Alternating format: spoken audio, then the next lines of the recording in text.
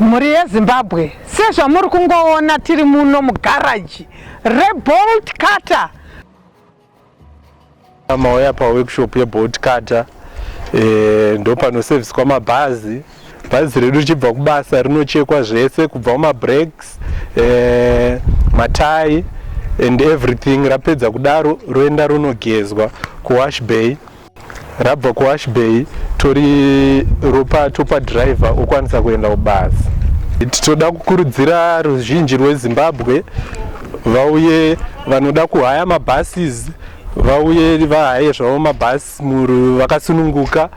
Bhazi redu harina breakdown. Maservices edu kubva kuworkshop tinotraya nepese patinogona.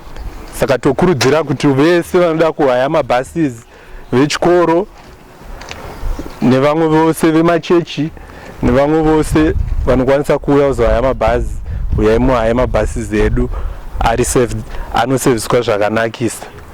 Madriver edu tinotraina customer care nemakondakta edu kuti vakwanise kufamba nevabereki zvakanaka nemapassengers avo pasina mhirizhonga, uye vari vanhu vari free kumakastoma. Kana vaine chichemo vakwanise kutaura nemakastoma mune zvakanaka.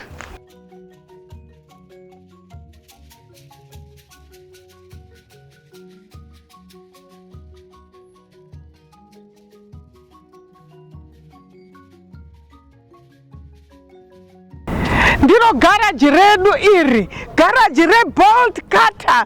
Simbi yebasa. Hakuna bhazi rinobuda muno risina kuserviswa. Hakuna bhazi rinopinda murodhi risina service yakakwana, risina kubviswa zvakakwana.